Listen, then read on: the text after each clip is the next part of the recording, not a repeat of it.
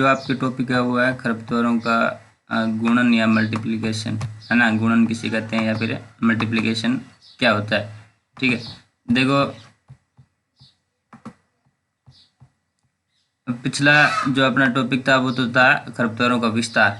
विस्तार मतलब एक स्थान से दूसरे स्थान पर, जैसे एक पर्टिकुलर एरिया में खरपतवार हो रहे हैं, ठीक है, वहाँ से इसका विस्तार मतलब पूरे एरिया में, जैसे अपन बात करें राजस्थान के एक बीकानेर डिस्ट्रिक्ट में हो रहा है, ठीक है।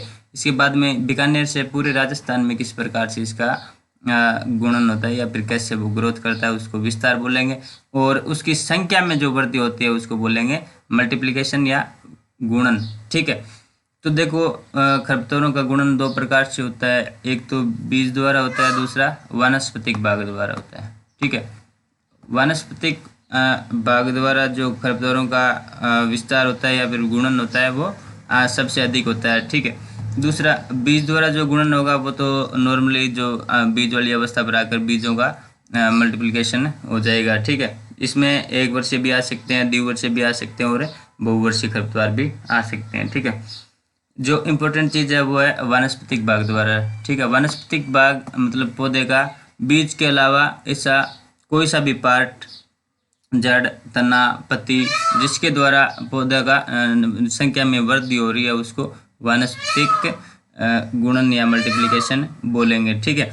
देखो, वानस्पतिक जो गुणन है वो आगे आपके 3-4 प्रकार का होता है, अलग अलग इनको देखेंगे, ठीक है। देखो, इसके लिए एक तो क्लास ब्लैक बोर्ड पर लेनी पड़ेगी, ठीक है। बाकी थोड़ा सा एक बार यहाँ पे डिस्कस कर लेते हैं। इसमें एक नंबर आपके पॉइंट दे रखा है प्रकंद या जड़ स्कंद, ठीक है, जिसको बोलते हैं राइजोम या रूट स्टॉक। देखो, रूट स्टॉक क्या होता है? रूट स्टॉक तो एक अपना इस प्रकार से जैसे पौधा है, ठीक है, यहाँ से ये कट गया, ठीक है। कटने के बाद में अब जो ये वाला पार्ट बचा है इसको अपन रूट स्टॉक बोलेंगे, ठीक है। अब इसके ऊपर कोई नई अपन सांकुर लगा रहे हैं यहाँ पे, ठीक है, इसके ऊपर लगाकर नया पौधा बना रहे हैं उसको बोलेंगे, जो नई अपन पार्ट यूज में ले रहे हैं उसको बोलते हैं शंकुर, इसको बोलते हैं रूट स्टॉक, और यहाँ से पौधा तैयार हो जाएगा, ठीक है। और राइजोम में उसको बोलेंगे जैसे इस प्रकार से अपना पौधा है, ठीक है। यहाँ से जो अंडरग्राउंड है ना, जो भूमि के अंदर वाला पार्ट से एक शाखा निकलती है, ठीक है, इस प्रकार से। इस शाखा को अपन काट कर दूसरे स्थान पर लगाएंगे तो उसको बोलेंगे राइजोम, ठीक है। दूसरा इसमें है ऊपरी भूस्थारी, जिसको बोलते हैं रनर्स। रनर्स क्या होता है? देखो, अपना पौधा है, ठीक है, इस प्रकार से।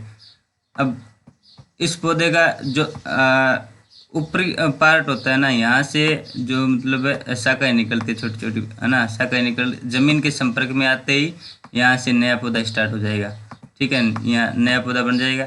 और फिर आगे वाले में इसमें फिर शाखा निकलेगी, फिर जमीन के टच में आएगा, फिर नया पौधा बन जाएगा, फिर आगे नया पौधा बन जाएगा। इस प्रकार से जो मतलब भूमि के ऊपर से शाखा निकल कर नया पौधा तैयार होता है उसको रनर्स बोलते हैं। मोस्टली देखो, रनर्स ये अपने जो स्ट्रॉबेरी है उसमें जो प्रवर्धन होता है या प्रोपगेशन होता है वो रनर्स के द्वारा होता है। खरपतवारों में बात करें अपन तो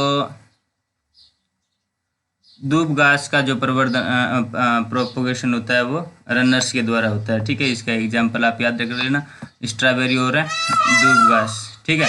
राइजोम के द्वारा देखो जो मतलब